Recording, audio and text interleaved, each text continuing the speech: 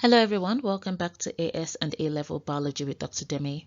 I'm Dr. Demi, and in this video I want to show you how to do the Spearman's rank correlation test. Usually when students learn this for the first time, I think it comes across as confusing. But if you would like to follow as we do it, I would suggest that you maybe get a piece of paper, hit the pause button, and get a calculator as well, just so you can follow the steps as I do it. I've included tables and we're going to fill them in together just so you see how I'm doing this and so that you are not confused. There's a tiny bit of it that might, be a bit confusing, but I don't think that there's anything to this test at all. So let's just get into it. Okay, so usually you might find that when you're doing your paper 4, which focuses on your A-level content, that's from chapter 12 to chapter 19, that you have to do maybe a correlation test, or you might even find it in paper 5 when you're doing paper, planning and analysis. It's important for you to know that correlation simply means that there's a relationship between two species, and you sort of try to understand what level that relationship is. And usually what we would do typically if we were in maybe doing a statistical study is that we would plot a graph that looks like this. This is a scatter plot, and we would just try to see what the trend line gives us and sort of see if there's a correlation there. But just by plotting the graph, you might not be able to tell, because looking at graphs can be very deceptive. And so for that reason, it's important to calculate what we call a correlation coefficient. So there are two types of correlation. There's the Pearson's correlation, which I will discuss in a different video from this one. And there's the Spearman's correlation, which is this one that we're going to do. Whenever you're doing a Pearson's correlation, you are basically seeing that there is a linear relationship between the two species that you're checking out. So say, for example, you go to a place and you notice that everywhere you see a bean plant growing, you're also likely to find mushrooms. And so in that case, you can sort of try to find the level of correlation between those two appearing together all the time. But the relationship between the two of them has to be linear in order for you to be able to do that. You also have quantitative data. So whenever you're doing a Pearson's correlation, you have quantitative data that you can use, and the data is normally distributed. And usually when students look at this, they're always like, okay, how am I supposed to know all these things? You can tell a linear correlation by plotting what I call a scatter plot. And if you're required to do this in the exam, you'll be given graph paper to plot it, and you can then tell if the relationship is linear or not. However, what I've noticed with CIE most of the time is they tell you what test it is, or they sort of give you the formula, and you just then have to figure it out, and I'll show you what the formula, the different formula look like so that you're not confused. The Spearman's rank correlation, which is the focus of this video, you only use it when there is no linear correlation. When there is no quantitative data, rather you're using an abundance scale. So how might you tell what the difference between that is? Quantitative data, for example, would say I have 3 bean plants and 5 mushrooms, whereas an abundance scale will maybe speak about something that has to do with percentage cover of this plant over this place. So it's not counting the plant individually or counting the number of plants, but just sort of calculating the area occupied by the plant. So that would be like an abundance scale that might be used if the data is not normally distributed. And this kind of correlation involves ranking, which is why I decided to do it first, because the Pearson's correlation is quite straightforward, but the Spearman's correlation for students can get quite confusing, even though there's nothing to it. I promise you it's really, really easy. So I'm going to explain it now, but again, just bear in mind that you use Pearson's when you see a linear correlation, and you use Spearman's when you can't see a linear correlation. You can also look at the data and say, well, with Pearson's you have numerical data, so quantitative data where the individual occurrences have been counted, whereas with Spearman's you're sort of looking more at an abundance scale. So if you're going to calculate Spearman's correlation, this is on pages 503 to 504 of the textbook that I use. If you're not sure of what textbook I use, I suggest that you just go to the very first video, which is chapter 1.1, and have a look at that. You'll find it under the playlist where everything is arranged by chapters, and you can then just click on chapter 1 and you see it. But first things first, whenever you're doing any correlation test at all, and I always reiterate this with students, the null hypothesis this is always important. So you might find that in questions given to you by CIE, they build up to the final calculation. So they might start by telling you a farmer goes and, calculates the abundance of so-and-so plant versus so-and-so plant. And he sort of finds this amount of data, and they give you a table that's full of data, and then they would say, for example, state a null hypothesis that might relate to the correlation between these two. The null hypothesis is always that there is no correlation. Okay, the same thing when you're doing chi-square. The null hypothesis is that there is no difference between observed and expected. So always just bear that at the back of your mind. CIE would also give you the formula. This is the formula for the Spearman's rank correlation test, and you can see there it only has two key variables that you have to look out for, n being the number of pairs of items in the sample, and d being the difference between each ranked pair, which is something I'll explain to you just now. But again, always remember that n is the number of pairs and not the number of data points you have, and I'll show you what I mean just on the next slide. So this is an example of a farmer who had gone out and counted these two different species, and as you can see here, there are 11 samples, I believe. So there are 11 samples, or 11 pairs rather. In this case, n is equal to 11. All right, n is not equal to 22, so you're not going to count 11 here and then count 11 there. N is equal to 11. Now, once you've established that n is equal to 11, the next thing you have to do is to rank these numbers. So you can see here, if you look at what I've done at the top here, that C vulgaris have sort of said is equal to 1. What that means is I'm simply saying this is species number 1 and the other one is species number 2. So there's nothing hectic going on there. Just a way to make it easier for when we go to the next slide. The next thing you then have to do, and I hope that you have your paper and your pen with you at this point, is that you have to rank them. Right, and what ranking involves is that you start from the lowest number, and you rank that number as 1. So let's look at C vulgaris, which is our first species here. The lowest number here is 3, so we're going to rank 3 as 1. Okay, the second number after that, so we're ranking in ascending order. We have 5, I believe, and then 5 will be ranked as 2. All right, and then we just keep going that way. So 5, and then we have 9, which is 3, and we have 10, which is 4, and then we have 15. But now if you look at 15, there are 2 15s here. All right, and this is why I said for some students it gets a bit weird. There are 2 15s here, and we obviously can't rank one above the other because they are of the same value. What we do in this case is that we take the next rank, which should be 5, with the one that comes after it, which should be 6. So that would be 5 plus 6, and we divide that by 2. Okay, so we take 5 plus 6, because if this was, say, for example, 16, we would rate it as 6 and this one would be 5. But in this case, they're both 15. So we take the next two numbers, 5 plus 6, that gives us 5.5, and we rank the both of them as 5.5. All right, so this is 5.5.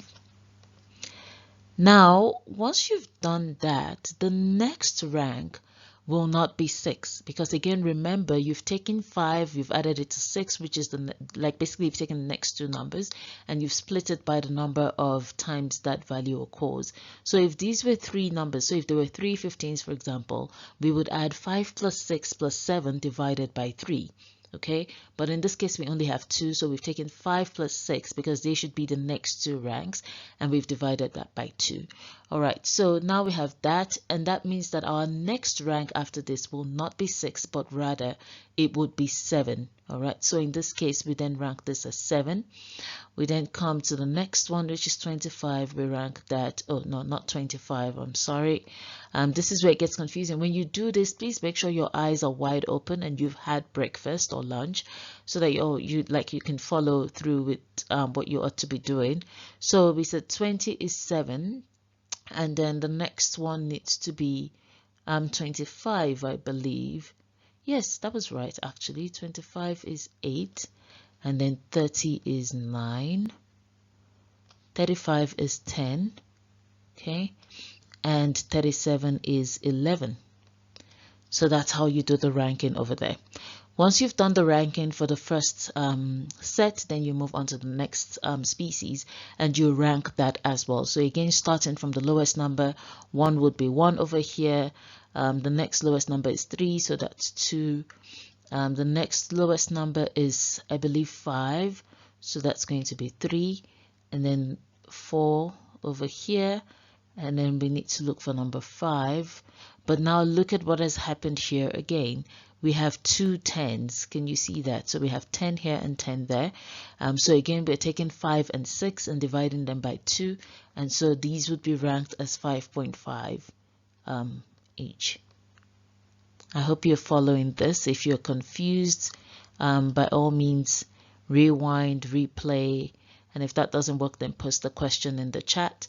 So we have 5.5 for those two, which means we've basically covered 5 and 6, and then we would then go on to the next number and just rate it as 7, or rank it as 7 rather, and we just carry on as normal. So 15 here would be 8, 17 would be 9, 23 will be 10, and 30 would be 11. All right, so that is how you do the ranking. And once you get this right, for the most part, everything becomes really easy.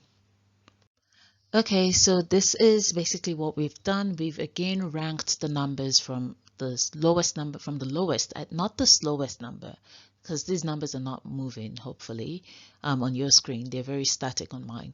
But we've ranked from the lowest number to the highest number. And I've taught you what to do when you have numbers of the same value. You sort of just add the next few ranks, or the ranks that correlate to that, and divide it by the numbers that occur with that same value. Hopefully that makes sense. If it doesn't, again, please ask questions. The next thing you then need to do is look at the formula. And I always tell students to do this, especially when they are afraid of certain calculations. I say, look at the formula and ask yourself what you already have. You already know, for example, that your n value is the number of pairs of data that you have, and in this case, n is equal to 11. So that means this part of the formula here is sorted. Okay. The next part we are then looking for that might be, okay, well, what is that? Is this one over here, the one that has summation d squared. So how do we calculate d? D is the difference in ranks. Now, when I say the difference in ranks, I don't mean you go here and you say, okay, here's rank number 1, and it says 9 here, then I need to look for the corresponding rank and then deduct from there. No, that's not what you do at all.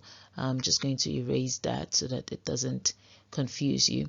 You just you deduct the ranks as they are. So in this case, for example, for species number 1, the rank here is 9, while for species number 2, the rank is 8. So you simply go 9 minus 8, all right, and that is 1. Again, in this thing, don't worry if your number comes out as negative, because you're still going to square it. So actually, let's do the squaring as we calculate the difference now, so that we don't spend too much time here. 1 square is going to be 1. Okay, so let's go on. 11 minus 10, that's another 1, and so we just go 1 here. 5.5 minus 4, that's going to be 1.5. And I hope you have a calculator ready. Again, you need to be very careful when you're doing these so that you don't make any errors. So 1.5 square is going to give us 2.25. So this here is 1.5, and the data, the square of that is 2.25. Right, over here 5.5 and 5.5, so we know that that's 0, and if you square 0, you're still going to get 0. 7 minus 7, that's also another 0, so we just get 0 over there. 3 minus 5.5, that is 2.5. Okay, so over here we have 2.5, but obviously it's actually minus 2.5, but when we square it, that doesn't make a difference. So it's 2.5 square, and that's going to be 6.25. All right, here 1 minus 2, that's minus 1, and when we square that, it gives us 1. 2 minus 1, that's 1, again gives us 1. 4 minus 3, same value, so we just get 1 over there. 8 minus 9, that's minus 1, and we get 1. 10 minus 11, again minus 1, and then we get 1. So these are our d square values. Once we have these, the next thing we have to do is to add it together, just like the formula has asked us to. This thing here, I'm just going to use a black pen to circle it or rather I'll use a blue one so that it stands out. This here means add together. So it means that after calculating the d-square value for each rank, we are then going to add everything together. So over here it's 1 plus 1, which is 2. 2 plus 2.5. Again, always use your calculator if you're not really sure. And then we have 2 zeros, which we will not bother with. And then we add 6.25 to that.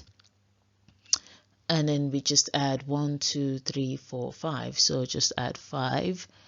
And our total value there is 15.5.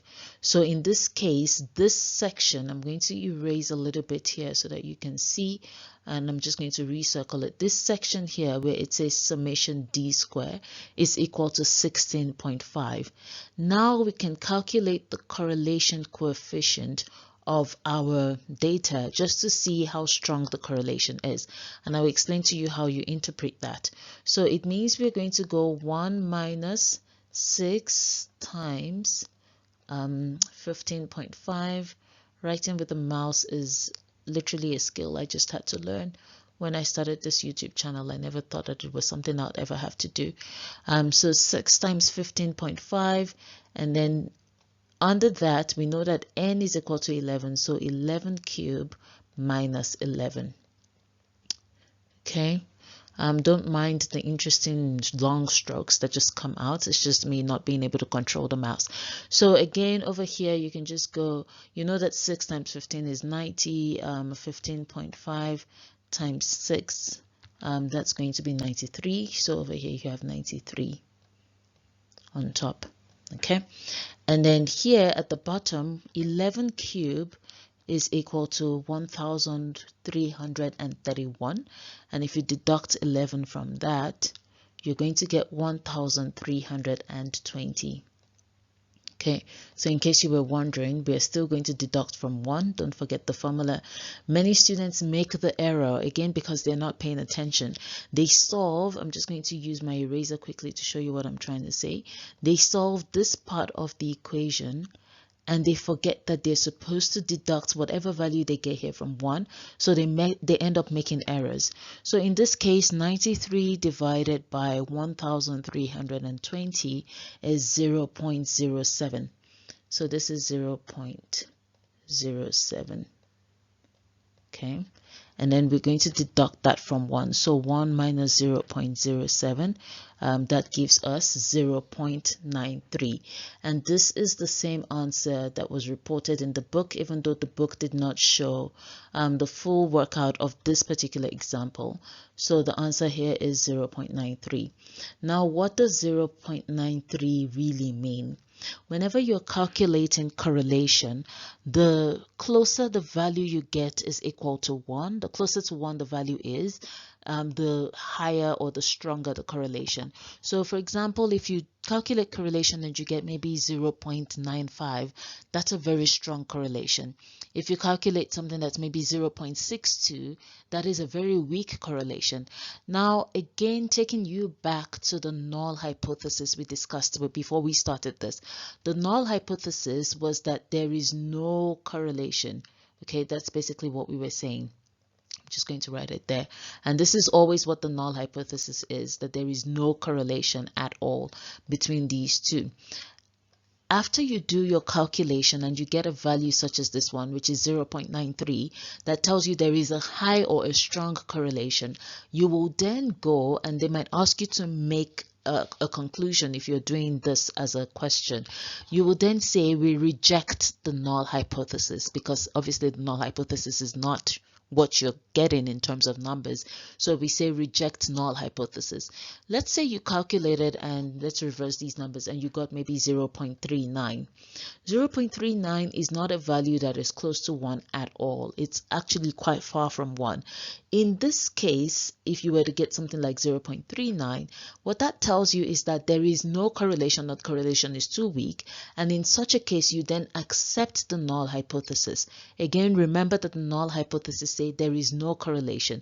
So if the value you get is sort of feeding into that, is sort of confirming that, then you accept the null hypothesis.